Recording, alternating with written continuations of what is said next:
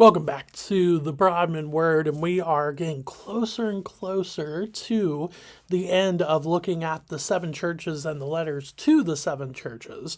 Now, today we are going to be looking at the second to last one, and I will be doing a Brahmin Word on Saturday to replace one Tuesday. I was hanging out with some other brothers and sisters in Christ with our state convention down in Mount Vernon, Ohio. And so because of that, I was just kind of worn out by the time I got back, even though it was absolutely great time. And so just didn't make a Broadman Word on Tuesday, so I will make one on Saturday to replace that. But today we are going to spend a little bit of time with the second church that only got a good review, only positive reviews. And we're going to see just a little bit from them what we can take away today to continue to be not just obedient, but to continue to hold on to our faith, even in the midst of really hard and trying times. So, with that being said, turn to Revelation chapter 3. We're going to be looking at verses 7 through 13. So, verse 7. And to the angel of the church in Philadelphia write, the words of the Holy One, the true one, who has the key of David, who opens and no one will shut, who shuts and no one opens. Now, from the pattern we've seen with the other five churches, this may, and hopefully does, kind of spring off the page for you, because the other five churches were all about trying to connect to the descriptions of Jesus that John gives in Revelation chapter 1. Here, it does not do that. So it almost makes you as the reader go, whoa, something's different. Now, there is a talk of keys in chapter 1. It's not the key of David per se, but there is a talk of keys, so you could make that connection. However, I think, though, this is definitely something where these last two churches are here to make you go, ooh, something's going on here. And I think it's just this idea that you have in chapter 3, the start of chapter 3, you have one church that is only negative, a negative review. And then you have a positive review with verses 7 through 13, and then another only negative review with Laodicea, which we will look at on Saturday, in verses 14 through 22. Do I think that's a coincidence? Not at all. I think that is a masterful way to write, and also a masterful way to present what Jesus does to John, who then writes this down. And so I think what a great grammatical structure to put together to show us the differences between a negative review and a positive review of a church. Now, with that being said, what is the key of David here? I think it is definitely just symbolism when it comes to who has ultimate authority, and that's Jesus and Jesus alone. When it says who opens and no one will shut, who shuts and no one opens, well, guess what? Jesus is the one who grabs our attention and he holds on to us. But he also gives you and I opportunities. But those opportunities are not always there forever. Sometimes, and I'm talking about evangelistic opportunities, by the way, sometimes we will give in to fear and we will miss that opportunity. Now, does that mean that because we miss an opportunity to evangelize, that Jesus forsakes us and forgets us? No. And actually, he'll give you more chances. But you have... Sadly, you have missed out on a chance to evangelize. But basically, at the end of the day, the idea with the key of David is that Jesus and Jesus alone has ultimate authority. And that is, I think, the big thing that you're supposed to see from verse 7. With that in mind, then, that's where you're supposed to go with verses 8 through 13, which is where we will go now. I know your works. Behold, I have set before you an open door, which no one is able to shut. So going back to verse 7. I know that you have but little power, and yet you have kept my word and have not denied my name. Now, this is interesting, and you really have to look at the ancient city of Philadelphia in order to kind of piece together what really Jesus, right? What Jesus is getting at here. And so, with that, Philadelphia is, by the way, what we see from Philadelphia, the city of brotherly love. Here, it's not really that necessarily. It is very much brotherly love when it comes to faith, though, which is what we'll see as we go on. But the actual ancient city of Philadelphia, very, very interesting. So this city was really, really impacted by a huge earthquake in the Roman Empire in about 17 AD. And this city was actually renamed Neo Caesarea, which basically means Caesar's new city. That's what that means, Neo Caesarea. And so this is a very bustling city, a lot going on. But at the same time, it's true. Verse 8 is true. There's not a lot of power here within this city, and specifically within this church as well. You might have heard of the book of Ephesians. You might have heard of Thyatira. You might have heard of Laodicea as well. But Philadelphia, just not that much when it comes to the church that was a part of the ancient city of Philadelphia. However, though, it is a very, very big area when it comes to agriculture. There was a very fertile valley that was within or next to Philadelphia, that was a part of Philadelphia. And so you have a lot of that, but at the same time, you still have aspects of paganism. You have Zeus, you have Hestia, you have a Roman imperial cult that was there. And so you still have aspects of that. It wasn't like it was a through and through Christian city. You also have a synagogue there, which we'll talk about that in a second, based on verse 9, which is really, really interesting. But then the last thing is that there is some connection with early church fathers like Ignatius in the early hundreds AD, and then even with Polycarp, who, to be honest, is one of my personal just ancient New Testament church, early church father heroes. He is, what an amazing story. He is a disciple of the Apostle John, actually.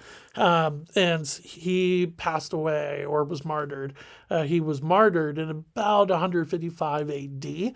And Philadelphia actually had a connection with Polycarp as well. So that's really, really cool to see.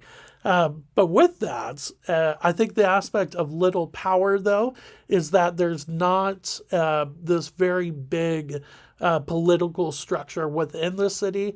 And then as well, this church is just not that well known, or the city well known, when it comes to a connection to an early church. However, they still do a lot of things for the Lord. Which we will continue to look at now. Verse 9, behold, I will make those of the synagogue of Satan who say that they are Jews and are not, but lie. Behold, I will make them come and bow down before your feet, and they will learn that I have loved you. So, couple things here. So, yes, there was a synagogue in Philadelphia. Does that mean that the synagogue of Satan is talking about that synagogue? It doesn't really say that exactly, but however, I do think that we are supposed to see that the Jews that are within the city of Philadelphia were very, very much persecuting the believers of Philadelphia. Not only that, but they were acting very pharisaical. They are saying that they are Jews, but then they're not following that up with actions. And so you have that just hypocrisy that Jesus really touches on with the Pharisees in the Gospels. But you also have a callback to Revelation chapter 2, verse 9, with the church of Smyrna, which, by the way, was the first first church with the positive review and positive review only. So I think it's interesting that Jesus mentions the synagogue of Satan only with those two churches. I think that is definitely not a coincidence. I think what that is getting at for you and I as believers today is that we should not be surprised when Satan comes after us, whether that is in the form of paganism or whether that's in the form of persecution, and it could be from anybody. That we should not be surprised that we are persecuted for our faith. However, what I think is really, really cool is the idea that you have the setup of you don't have very much power in verse 8, but yet at some point, this synagogue of Satan will bow down to you in verse 9. Now, again, does this mean that they actually have power? No. It's because they are following after Jesus. And because I will keep, and they will learn that I have loved you at the end of verse 9. Again, Jesus holds the ultimate authority. Verse 10. Because you have kept my word about patient endurance, I will keep you from the hour of trial that is coming on the whole world to try those who dwell on the earth. A lot of people think that this is talking about pre-tribulation rapture, which it very well could be. And it makes sense on the surface, does it not? It really says, I will keep you from the hour of trial that is coming on the whole world to try those who dwell on the earth. It makes sense why that would be pre-trib language or pre-tribulation language. And the idea of pre-tribulation, by the way, really quickly, is the idea that before the 7 years of tribulation at the end of time, Jesus will come back and will call believers to himself, and therefore only those who do not believe will be left on the earth, which you could call, which would be called the rapture. Now, that whole thing is for a different day. I think there is evidence for post-tribulation rapture as well. But that's for a different day. But I could definitely see where you could see aspects of pre-tribulation rapture here in verse 10. But I think, again, the big part about this, though, is that we are called to have patient endurance. And that is so difficult. That is so hard to do. Not just the endurance part, but the patience part. And then let alone put those two together. I mean, it's incredibly difficult unless you put your faith and trust in the only one who has ultimate authority, and that's Jesus and Jesus alone. Then that patient endurance is still difficult, but it's not impossible. Even though it seems like it may be in certain situations. And that's a really, really beautiful lesson to learn. Verse 11, I'm coming soon. Hold fast what you have so that no one may seize your crown. And yes, I know when Jesus says, I'm coming soon, a lot of people will think, oh, that means he's already come and gone. Look, God's aspect of time is way different than ours. And so when he says, I'm coming soon, guess what? That could be any day. And so what does that mean? Hold fast what you have so that no one may seize your crown. Now, does this mean that we can lose our salvation? It does not. It just means that, look, you are already saved because of the sacrifice of Jesus, that you put your faith and trust in Jesus as Savior and Lord. So your crown is already good. Like, that is already done. But I think what Jesus is getting at here is the fact that hold fast what you have is the idea of the witness that you have for the kingdom. So hold fast to the fact that you are a believer. Spend time in your word, spend time in prayer, spend time in fellowship. Hold fast to those things. And so nobody can go, well, I don't know. Is he a believer? Is he not? So then your witness is not put into question. It doesn't mean that your salvation will be taken away. but we definitely don't want to be a hindrance on our witness for Jesus. And I think that's what Jesus is getting at in verse 11. Now, verse 12, the one who conquers, I will make him a pillar in the temple of my God. Never shall he go out of it, and I will write on him the name of my God and the name of the city of my God, the New Jerusalem, which comes down from my God out of heaven in my own new name. Now, there's a lot going on there. So first off, I think the aspect of the name of the city of my God, the New Jerusalem, which comes, that part, I think is going back to the actual historical account of Philadelphia, that Neo-Caesarea part. I think Jesus is taking that historical aspect and then showing how he's calling them a new name because they are new. We are new because we are made new in the sacrifice, through the sacrifice of Jesus. And what a beautiful thing that is. And not only that, but he keeps going on from there. Which comes down from my God out of heaven. It's talking about the New Jerusalem, which is, referenced in Revelation chapter 21, but I think it's also referenced in chapter 22 as well. And then Jesus is given a new name, which he will show at the end of time as well. Again, mentioned in Revelation, I believe it's 19 or 20. And then we end just like we have been ending with verse 13. He who has an ear, let him hear what the Spirit says to the churches. So everything that we learned from the Church of Philadelphia is very much still applicable to us today.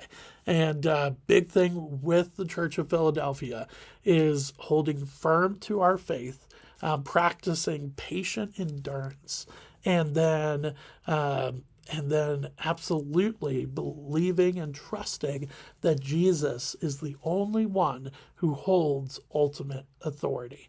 And that is a little bit that I think that we can learn from the letter to the church in Philadelphia. So with that being said, I will see you on Saturday as we wrap up with the 7th letter to the churches. But then next week, we will look at what if there was a letter to the churches in America? What would that say? I think the answer shouldn't surprise you. And so won't give any more away, but I'm excited to get into that with you next week. But on Saturday, though, we will wrap up with the church in Laodicea. But thanks for spending a little bit of time with me today as we walk through the church in Philadelphia. Thanks.